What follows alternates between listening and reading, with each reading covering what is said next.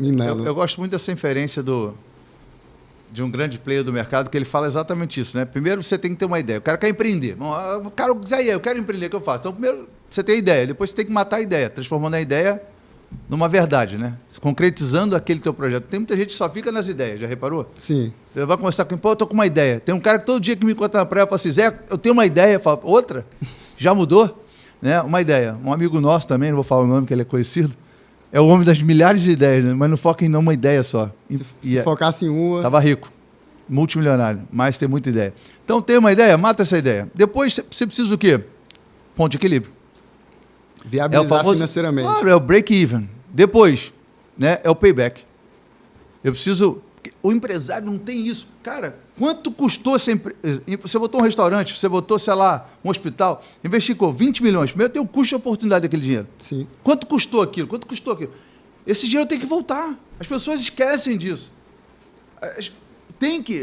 Eu tenho que ser credor da minha empresa e a minha empresa tem que me pagar aquele dinheiro. Até para eu poder ter caixa para empreender novamente. Mas as pessoas não têm essa ideia. Então, primeiro, mato a ideia, depois é o break-even, depois o payback. Tive o payback, eu estou capitalizado, eu estou com o negócio rodando, processo, com liquidez, me dando lucratividade, agora eu preciso o quê? Sair de cena. Eu não posso ser o cara importante dessa empresa, eu preciso sair de cena e agora entra o quê? Um CEO. Eu nomeio um CEO. E esse cara o quê? Presta contas a mim. Né? Sim. Esse cara, ele vai ter a direção da empresa como um todo, ele estrutura a empresa, você pode ir para um conselho, e depois do CEO você faz o quê?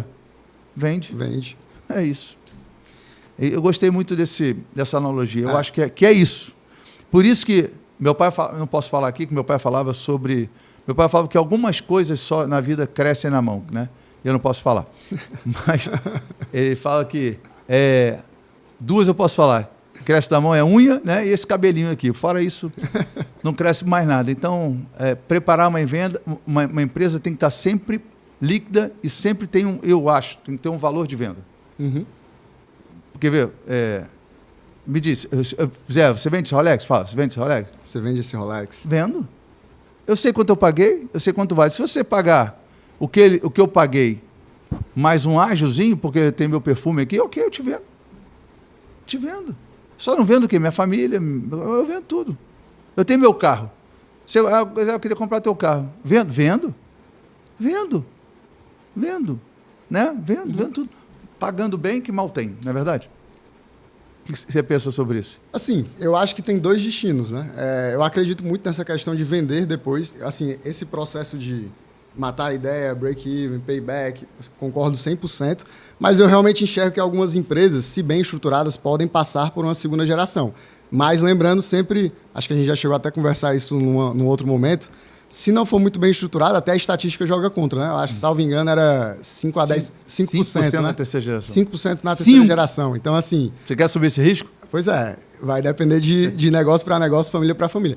Existem essa passagem de bastão muito bem estruturada de diversos exemplos, contudo, a estatística joga contra, né? A cada 100, poucas conseguem fazer isso de maneira bem sucedida até a terceira geração, que já é um número muito pequeno, né? 5% é muito risco. É muito risco. Então, assim... 95% de chance de você não vingar? Se você vende ali no auge, você também consegue, inclusive, claro, garantir a liquidez para o resto da sua vida, né? Daquilo que você construiu de patrimônio ao longo da vida. Primeiro que ao vender você tem liquidez, né? Muitos têm um patrimônio muito alto, mas acaba não tendo liquidez. E é um problema. Que é um problema.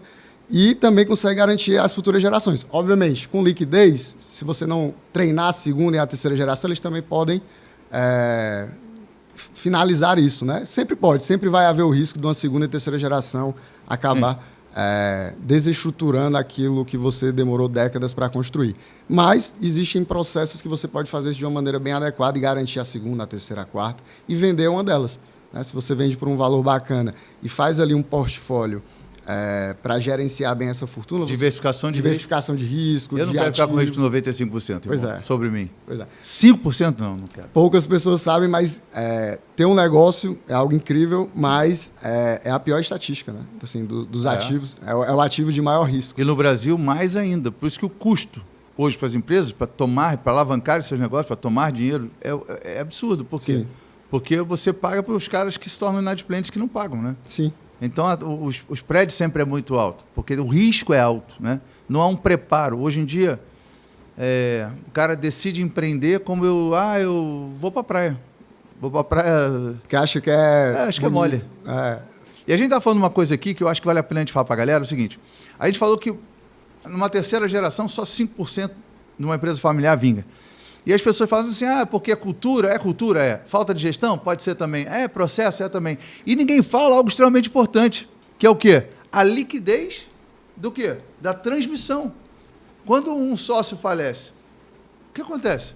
Se não tiver ali 20% de liquidez, irmão, tem problema. Sem falar, abre o inventário, entra a família, se não tiver blindado.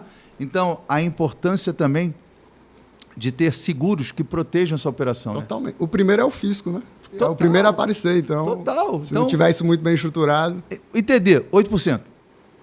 Aí o advogado, 10%. Aí aquilo vai para inventário, tem 60 dias. Cara, e o trâmite legal. Se o cara não tiver uma proteção que blinde ele dessa sucessão causa-morte, né? Uhum. Ele está lascado. Sim, totalmente. Aí que a gente acompanha aí quantos patrimônios estão sendo lapidados porque tem problema na sucessão. Tem problema na... Chico Anísio é um. Clodovil. E aí vai. Sim. Então, tem patrimônio. Agora mesmo vim de um treinamento em São Paulo, uma pessoa com patrimônio de 26 milhões. Está dilapidando patrimônio por quê? Porque não tinha 2 milhões, 3 milhões líquido.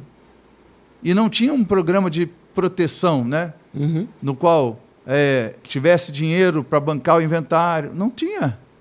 E as pessoas estão literalmente. E eu acho que, eu não tabulei, mas se a gente for estatisticamente ver isso, eu acho que isso deve ser a grande maioria dos... Porque você vai dilapidando patrimônio para honrar os compromissos do fisco. Isso, eu acho que deve ser uma grande causa de não ter essa longevidade em grandes empresas. Com toda certeza. Concordo 100%. Eu acho.